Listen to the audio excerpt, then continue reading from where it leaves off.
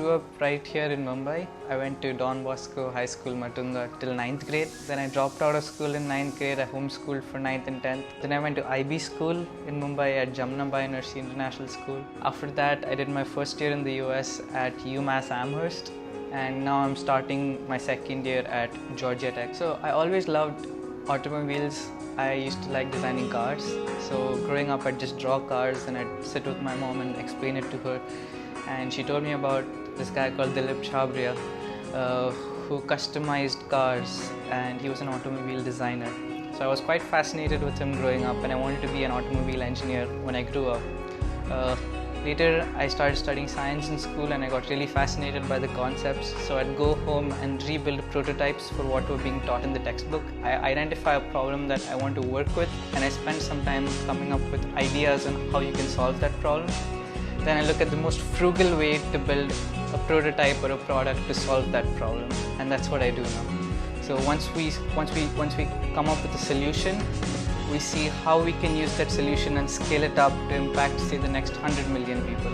And that's what my goal is eventually, to build such products that impact large audiences.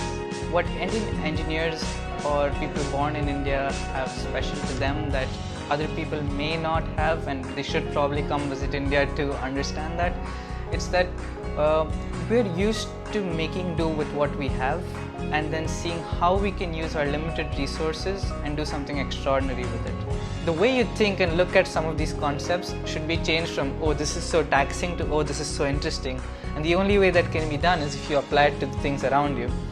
So my request to you would be, try to get your hands dirty and try to build things or understand concepts by doing things, and not only by reading them or just getting through an exam. Because that's what will actually make you an engineer, and not just someone who knows about engineering and has a degree in it. So we've built robots that would fight wars against each other, or water rockets, and we even went to schools and taught kids how to build water rockets and how fluid dynamics works on the very simple scale. Or we built robots that could navigate in the water and shoot things into a goal. Those were simple challenges that we tried to tackle. A car that we could control with hand gestures for a competition there. But from that we could gather, okay, maybe if we can control a car, we can definitely control a wheelchair for people who are paralyzed waist down, or people who can't really walk. The whole idea of being able to create a machine that's capable of creating other machines from it was something that fascinated me to that technology. And also that if I could think something and design it on the computer, I could immediately have a machine build a prototype for it. E-reader for the visually impaired. It would convert PDFs and text files to Braille, projected it out of a surface so that the visually impaired person could feel it.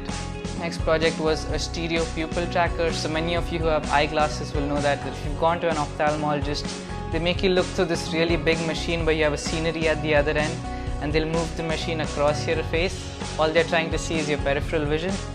So instead of using something so big and expensive, we said, okay, if we have a phone with an Android app, with an app running on it, and we're using its camera to track the pupil of the person, we can do this very same thing in a very inexpensive manner.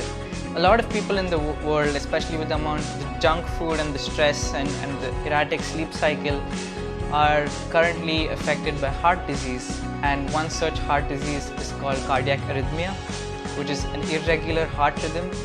And there are a lot of different types of arrhythmia, say atrial fibrillation or flutter. And to diagnose such problems, you need to go to a hospital and be stuck to a bed with an ECG.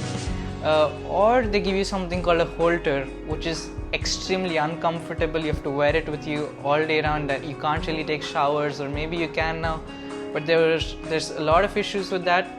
So we built a simple belt like a Fitbit, but for your chest. It used non-sticky electrodes, so it was comfortable to wear. It automatically diagnosed your heart rhythm and saw if you had any irregularities. And at the same time, it could transmit all that data onto a phone app, so the doctor can see your ECG. He can also use automated diagnostics, that's AI and machine learning on the belt, to automatically see if there are any irregularities. For the future, I'm working on these air purification towers for cities, for top of buildings, that sucks in all the dust particles that are rising in developing countries like India and causing breathing problems for majority of people. I've had asthma for a very long part of my life, so I understand how hard it is to breathe, and that's why it's one of the things that I'm really passionate about solving. Thanks for having me. These guys are doing amazing work. They're talking to some of the most amazing people out there that even I've heard of and I'm fans of. So stay subscribed to this channel and you'll be surprised with what they come up with every time.